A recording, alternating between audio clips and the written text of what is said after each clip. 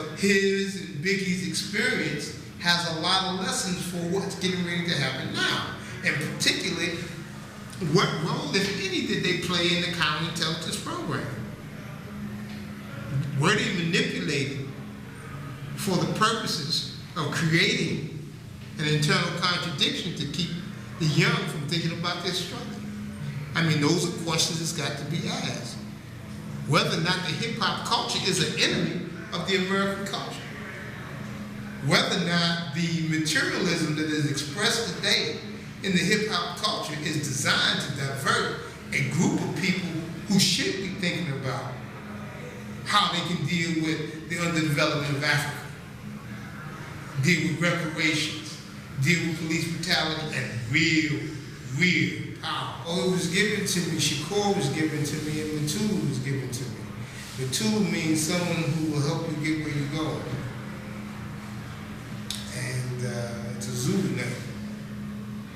And Shakur is the tribe I belong to. Saladin Abu Shakur is the name of our father, who was the father of Zayd Shakur, who was killed when the South Shakur was captured, and Mutulu Shakur, who was the first husband of a famous Shakur, who was the what they call the person who was the head of the Black Panther Party in Harlem. In the Panther 21 case, was Mutulu Shakur at all is the name of that case. One of the most dynamic brothers that people still don't know about.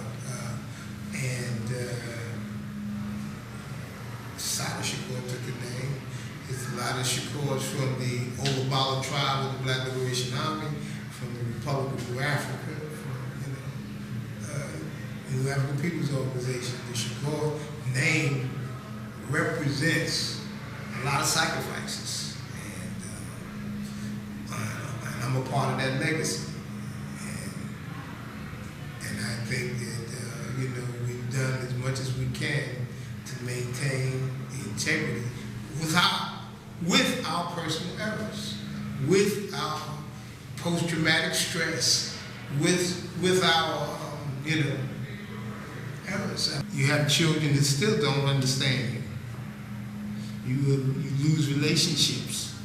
You don't have emotional relationships, and you have legacies unfinished. So there are. The music keeps you going, and the hope keeps you going.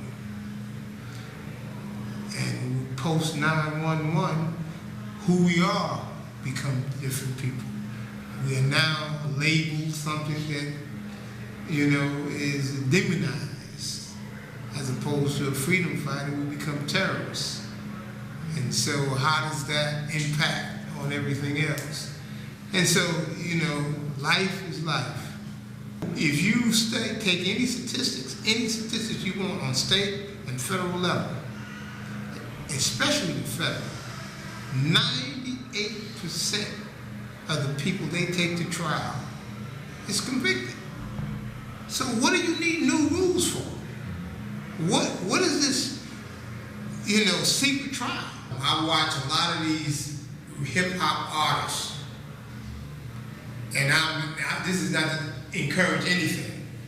The weed is one thing, but I've seen so many people, young people, artists, and I don't want to mention their name because it might show up, but Jay-Z is looking better now. Cheeks is looking better now. Various young artists that they would keep, think about the JB or whatever that, Alizé, all of that. I think drinking is a terrible thing. I think it distorts the body, it kills the liver. It's a terrible thing. And I think because they didn't want to get into drugs, they just talked about alcohol, and it became just like they wore Versace, because they talked about it, and Moselle and Cristal. I mean, they still drinking it. I mean, why? It's nasty. It's just a fad, and it's a terrible fad to get involved in.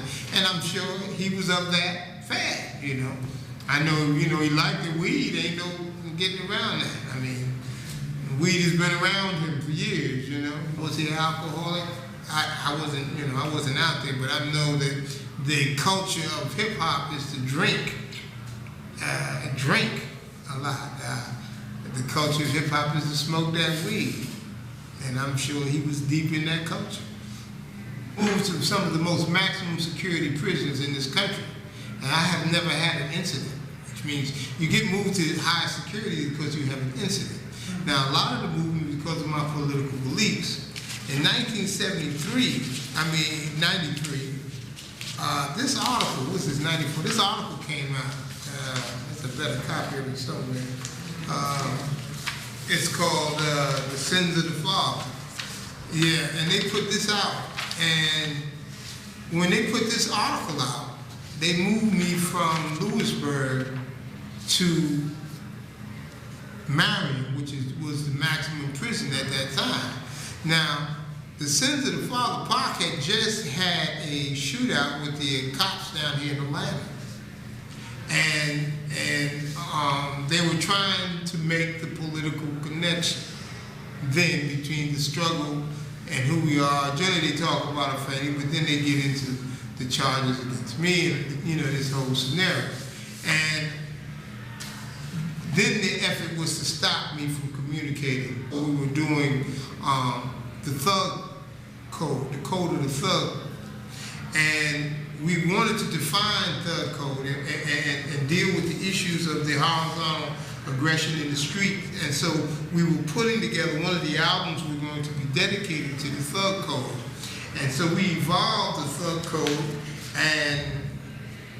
and there was a community organization. As a matter of fact, your magazine, Vibe, had an article about the thug code, that the continuation of that effort in the in your Vibe. I think about 5 months ago they had a continuation of it.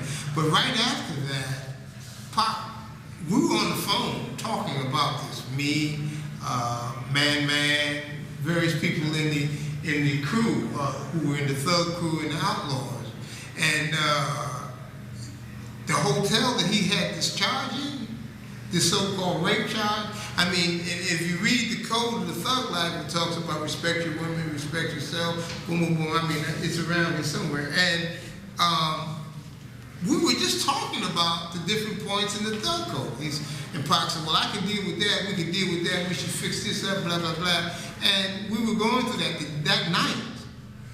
And so there was a conference of people who were from the streets. I'm not talking about Joe Schmo people. I'm talking about people in the life who were coming together to see if they could agree with this thug code. And Pac came to this meeting to pull that agreement together. And the next day, they have him set up on this rape charge. So for everybody, they don't know none of this. No, most people don't know the chronological events of what went on. And so part of his case was that there were tapes on the telephone of what he was trying to do in the hotel. And the cops got the tapes. And Michael Warren was trying to use the tapes as evidence of something. So but they said they didn't know where the tapes were. Because if you got the tapes, you would have heard me and him talking about just those things. So they would have been run contradictory to that type of behavior. You see. And so no one knows this because, you know, and no one understands the many things that Pac was doing. And so the thug code, the street code, and as you see, I think it's oh boy, okay, 1, 2, 3. I don't know if I have the right copy here, but anyway, it's very specific about what you can and cannot do as a thug. You know what I mean? Don't sell to pregnant women. Don't do this. And it's not a thing that says you can't do this, because we know we didn't have the power to prevent people from doing what they were going to do. All we asked them to do is to respect the community, respect pregnant women, respect sisters, and respect themselves. You know, no shooting in parties, no shooting in clubs. If you have a target, deal with your target. Don't deal with people with collateral damage. The same thing they're talking about in collateral damage. We know that conflict is going to exist. Mediate, boom, boom. These are the principles that was in the thug code. And this is what Pac and some of the OGs and young G gangsters in various parts of the country, the Bloods, the Crips, people off of the streets of Queens and Brooklyn, they were all in Manhattan. They came together and sat down and was trying to create that, and Pac was a motivator for that. And that's why they had to charge him. And that's one of the reasons why they had to lock him up. And so when he went to prison, they did not want him to come back out and be moving in that direction.